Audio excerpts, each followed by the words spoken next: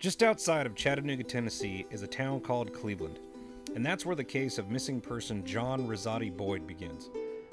An exceptionally bright young man, 20-year-old John would spend time fishing with his family. Like any other young man, he also loved to play video games. With no solid clues on where he could have gone, we decided to start our search at a very dangerous boat ramp, where just a few days after we were there, a local sheriff's deputy accidentally drove into the river. Sadly, Deputy Robert Leonard and Tabitha Smith didn't make it. So I got Adam Brown with me, as always, Adam Brown Adventures. And man, I'm thinking there's a really good chance we can find this guy today. I think so. I mean, we already located a vehicle last time here, which we're going to check out today. Yeah, this was the spot where we got to watch the rescue teams pull a car out, Yeah. And then we got out here and searched, found another vehicle. And it appears to be the right shape of like an SUV. I mean, he was driving a Nissan Rogue, which is like an SUV, I guess, right? Yeah, definitely. So it's not. It doesn't look like a truck or a car. It might be a van. That's the thing. It might be a van. So we're starting this video out nice and fast because we already have that vehicle located, and it looks like a minivan or even an SUV, and that's what we're looking for, is the Nissan Rogue. So we're gonna get it marked with a magnet. I'm gonna suit up and dive it. If it's not our guy, we're gonna continue searching throughout the day. I got Adam on the back right now with the magnet, and I'm gonna locate this car with the sonar and hopefully get him parked right over top of it, and then we can get it marked and dive on it. We just went directly over it. Holy smokes, dude. If you guys can see that, that's the car. And that is definitely some kind. That could be a minivan or an SUV. So it's a really good sign. That's a really good sign starting off. But now we just got to get this thing parked over top of it. Just went right past it again. That's it. Okay, I got it. I'm on it. I got a good stick. Cool. Stay neutral. Need to hurry though, the wind's gonna blow us quick. So we got the car marked right there. It's actually not that deep, maybe 10, 15 feet. But like way out here is like 30, 40 feet. So it's actually a pretty good spot.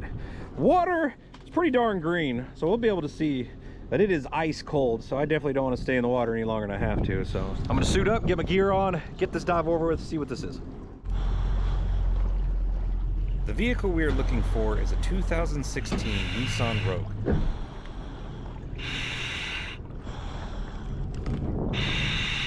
You ready? Yeah.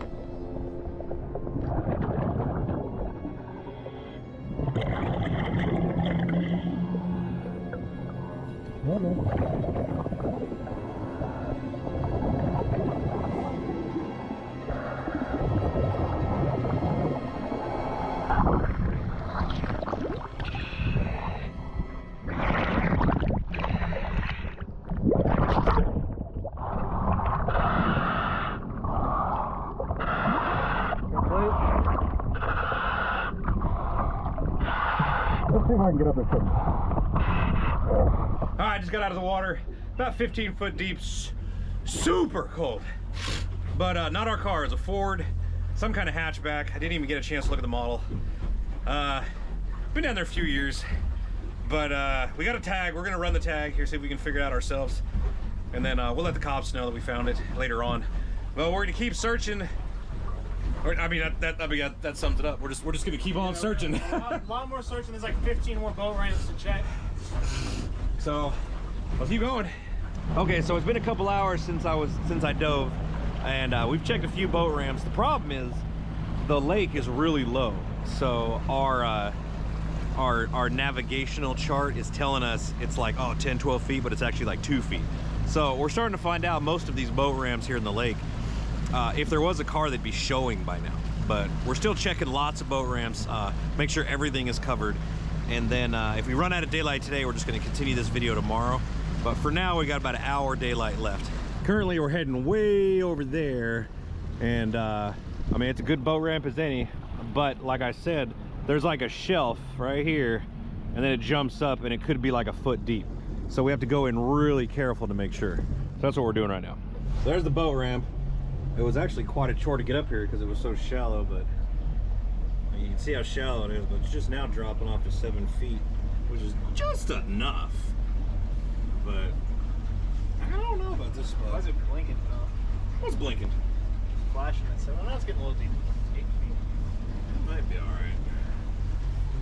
I mean, somebody put their boat in here, so it's doable. It's 8 feet right here. I mean, we definitely see something. Yeah, this boat ramp looks. This is like Skull Island, I think it's called. I guess. I think that's Skull. Oh, that's an island. Okay. But this is the boat ramp. But I mean, yeah, people are fishing right there. 7-8 feet. It'd have to be like a foot underwater. We have to run into it. Shallower this way. Yeah, I don't think there's anything here, man. Nah. So another one cleared.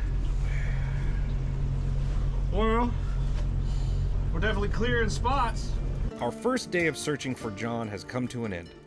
We continued our search the next day at a different river just outside of Cleveland. All right, so the search continues for John, and we had some boat problems, so we had to take the other boat back and swap it out with our original boat. And overnight, we had a tremendous downpour. I mean, we're talking like inches and inches of water. So if you remember earlier in the video what this river looked like we're fixing to put in the boat, check it out now. You could see the bottom of the boat ramp, and the boat dock was just sitting on rocks. That's how low the river was, and now it's full. This is probably summertime full, so we have plenty of water to work with, but now we have a big nasty current and zero visibility. So if he's out here, the dive is going to be a little more challenging, but I'm sure we can do it. Current seems to be moving a little bit, huh? Oh yeah. All right, I gotta get my back where it belongs here. There's a lot of debris in the water. We're gonna have to be a little careful. If you guys did not know, we are an official non-profit. So make sure if you want to donate to go over to www.rapidcc.org and send $1 our way. It keeps food in our bellies, gas in the tank, and it keeps us on the road to search for missing people and clean up these waterways. And if money is tight for you and you have nothing to donate, don't even worry about it. Just make sure you drop a thumbs up on this video. Keep us motivated to stay on the road and help searching for missing loved ones. All right, we're in position. There's the first boat ramp we're gonna search. This is the main one. And right there, we're looking at like 16 feet. Now, granted, yesterday, you know, it was like 4 or 5 feet shallower than that. We got that flood. The water's 45 degrees. water's all chocolate milk, so that's what all this haze is right here, all the interference, but not a big deal. We can still see what we're looking at. So if there is a vehicle here, we'll be able to see it. So we've made it to this next spot. Definitely found a vehicle. Now we're just trying to debunk it to see if it's a SUV or is it a car. Because I mean, they got that section blocked off. So for a vehicle to go through there in the last year, I mean, I don't know. We just went right over it. It didn't really help. Let's see, get really close right there and see what it is. We're gonna have to bust up the live scan on this. We might as well. Let's just do it right now and get it over with.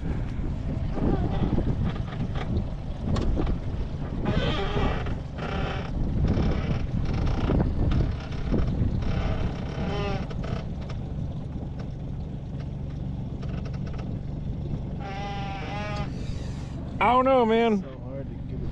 Okay, so we've come to the conclusion we definitely have an SUV of some sort right here, okay? Now, it looks like there's a tire on the back. These 2016 Nissan Rogues, they didn't have a tire on the back of these things. We're thinking maybe Jeep, Hummer, maybe a minivans did sometimes too, didn't they? Yeah, we know Nissan Rogues don't. Well, the problem is, diving today, I don't know if we can pull it off with just us because the river is flooded.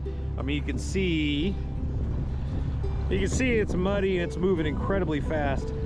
And as much as I want to know the story behind this vehicle, I think waiting a week till this river calms down a little bit isn't going to hurt anybody. But we're definitely going to keep a note of this vehicle, and we're going to come back the second this river stops roaring, and we'll dive it and get it over with. But we're going to keep searching the rest of this river section while we're out here, make sure there's nothing else, and we'll make note of that too.